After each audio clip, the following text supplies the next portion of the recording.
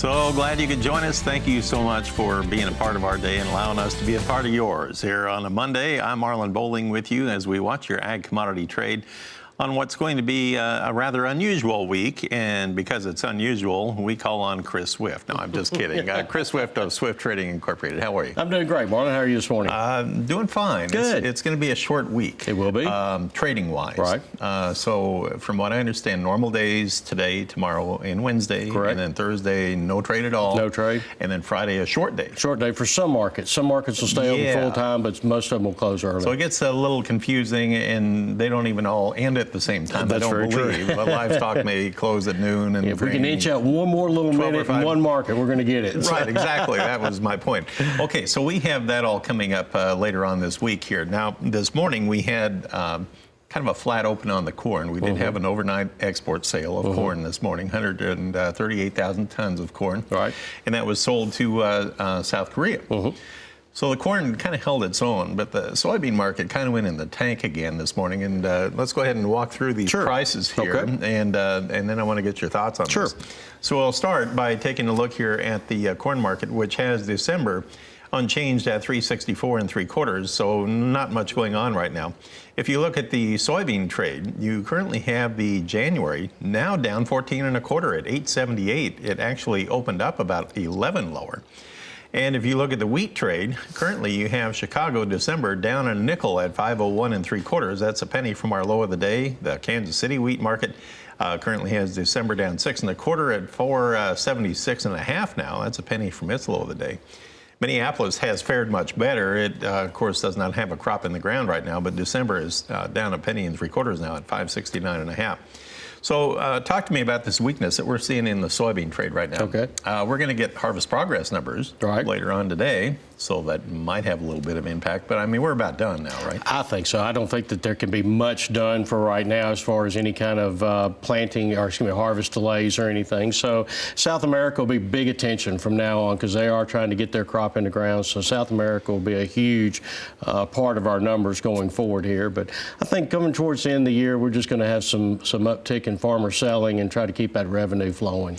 That was my next question. All right, you must have been reading my mind. So you think the farmers will unlock the bin doors before the end of the year? I think they'll have to sell some more, yeah. And when you look at the wheat market, the wheat has been the weakest of the three. Corn and beans had a small rally over the last couple of weeks, starting to fade a little bit.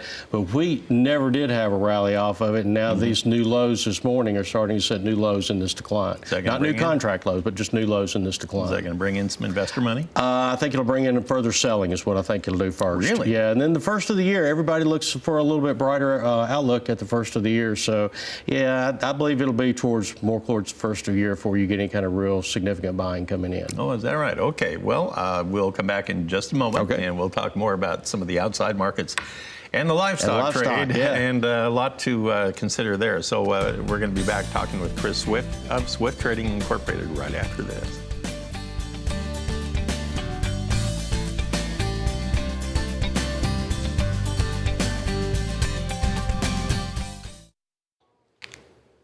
We're back with you. Thank you so much for joining us. I'm Marlin Bohling with a look at our ag commodity trade with a little extra help from Chris Swift of Swift Trading Incorporated in Nashville. Now, we want to shift gears here and take a look at this livestock trade here. Chris, we had kind of a steady open on the cattle market. The hogs, everybody wondered if they would have follow through from Friday or not. We had several contracts loomed up. Didn't have much on the hogs. So let's dive into it here. And here we go. We're going to take a look first at our live cattle board. It's mixed. Nearby is a little firmer here, Chris. December up 38 cents at 115.72. We have February up 20 cents at 119.92. The far out August contract is down 20 though. On the feeder cattle market on January, let's roll over there and take a look at January, which is at 146.75. So that would be up 22. March, though, down 3 at 143.95. April up 3 at 144.35. How's that for being in a confused market?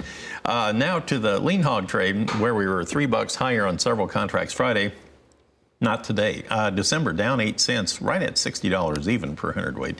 February, though, is 53 higher at 67.28. April up a nickel, and deferred's a little lower. So My goodness, we're just all over the road here on the livestock trade to open things up. When we were on Friday, we were talking about the news story about that wild boar in China that was found to have that African swine fever. Correct. That caused a lot of concern because a lot in the trade said, how are you going to control it if it's in your wild boar population? Exactly. I think I heard they estimated 33 million head running around. Yeah.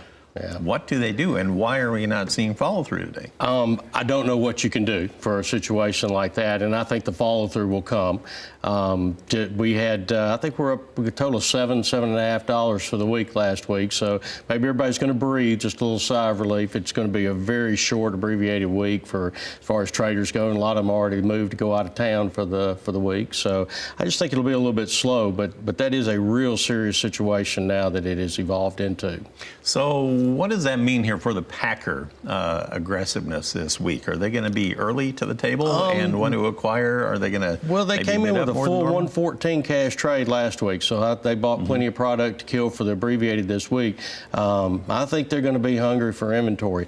They've been very sparse in some of their purchases. We've seen some antics of wanting to discount for the big heavyweight cattle carcasses again, but all in all, the consumer demand is still phenomenal. I think once you get through with the ham and turkey season here this week, you'll see a lot of grocery stores begin to feature beef again very, very heavily. Speaking of featuring, I was reading a story this morning where pork featuring has been like out of this world this year. Even with the heavy supplies, they have really featured it a lot. Yes, and I think that's one thing that kept our prices from falling, even knowing that fourth quarter pork production was going to be record again.